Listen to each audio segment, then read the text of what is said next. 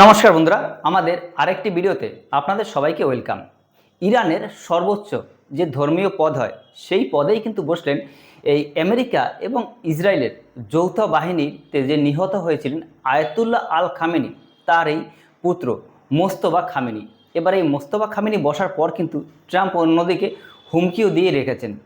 ইরানের এই assembly of expert এর সর্বসম্মতিতেই কিন্তু এই যে মোস্তফা খামেনি তাকে নির্বাচন করা হয়েছে।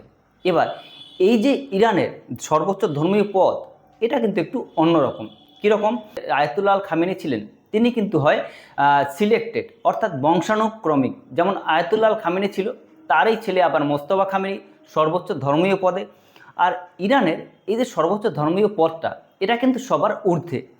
ধর্মীয় পদে যে থাকেন তিনিই ইরানের যে অভ্যন্তরীণ শাসন ব্যবস্থা এবং জিওপলিটিক্সে অন্য দেশের সাথে কীরকম সম্পর্ক হবে কি হবে না তা কিন্তু ঠিক করেন এই ধর্মীয় যে নেতা থাকেন তিনি। এবার এটাও বলা হয়ে থাকে এই যে মোস্তফা খামেনি, তিনি কিন্তু আয়াতুল্লাহ খামেনির থেকেও অনেক গুণ বেশি কট্টরপন্থী এবং বিদেশ নীতিতে যথেষ্ট কঠোর। আর এটাও বলা হয়ে থাকে যে এই যে আয়াতুল্লাহ খামেনি যখন মারা গিয়েছিলেন, সেই সময় আমেরিকা ও ইসরায়েলের যৌথ অভিযানে কিন্তু তিনিও আহত হয়েছেন।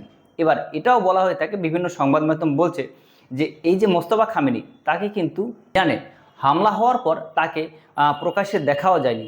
এই জন্য কিন্তু এই প্রশ্নটাও এখন বড় প্রশ্ন যে এই যে মোস্তফা খামেনি, তিনি যে ইরানের সর্বোচ্চ ধর্মীয় নেতা পদে বসলেন, তাকে কিন্তু এরপর থেকে ইসরায়েল যবে হামলা করেছে তারপর থেকে কিন্তু তাকে প্রকাশ্যে দেখাও যায়নি। এই সর্বোচ্চ নেতা কে হবেন তা নিয়ে একাধিকবার আলোচনা ও পর্যালোচনা বসেছিল অ্যাসেম্বলি অফ এক্সপার্ট।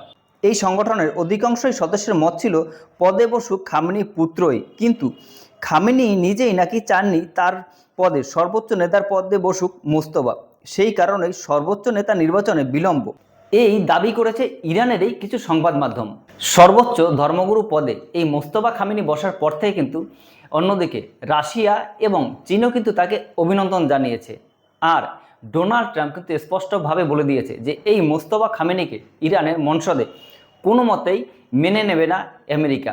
এবং ইসরায়েল আর আমেরিকা কিন্তু ইরানের উপর এরপর থেকে এই যে আক্রমণ, তা কিন্তু আরও বাড়িয়েছে। যখন ইরান এবং ইরাক যুদ্ধ হয়েছিল, তিনি কিন্তু সামনে থেকে নেতৃত্ব দিয়েছিলেন। ইরানের ইসলামিক রেভলিউশন গার্ড, তারা কিন্তু যথেষ্ট মান্যতা দেয় এই মোস্তফা খামেনিকে, এবং এই আইআরজিসি সম্মতিক্রমেই কিন্তু এই মোস্তফা খামেনিকে সর্বোচ্চ পদে বসানো হয়েছে। মোস্তফা খামেনির নাম ঘোষণা হতেই কিন্তু ইরানে আবার এক প্রকার অনুষ্ঠান শুরু হয়ে গেছে। সবাই আনন্দে মাতোয়ারা হয়ে গিয়েছেন এবং সবাই বলছে যে এরপর থেকে ইরান ইসরায়েল আর আমেরিকার উপর যে হামলা চলছিল তার মাত্রা আরও বাড়িয়ে দেবেন, কারণ তারা একজন নেতা পেয়েছেন।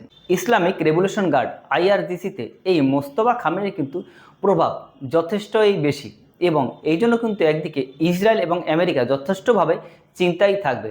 আর ইরান কিন্তু আজকে স্পষ্টভাবে ঘোষণা করে দিয়েছে এই যে হরমুজ প্রণালী আছে, সেখান থেকে কোনো প্রকার তেল তারা নিতে দেবে না। এমনকি হুমকির সুরে এটাও বলে দিয়েছে আমেরিকাকে যে আমেরিকা যদি পারে তাহলে এখান থেকে 1 লিটার তেল নিয়ে যাক। বিশেষজ্ঞরা এটাই মনে করছে যে এই মোস্তফা খামেনি সংসদে বসার পর থেকেই কিন্তু ইরানের যে হামলা ছিল সেটা কিন্তু অনেকটাই বেড়ে গিয়েছে। এবার ইসরায়েল এবং ইরান এই হামলা কবে থামতে পারে, এই নিয়ে ট্রাম্পকে একটি কোশ্চেন করা হয়েছিল।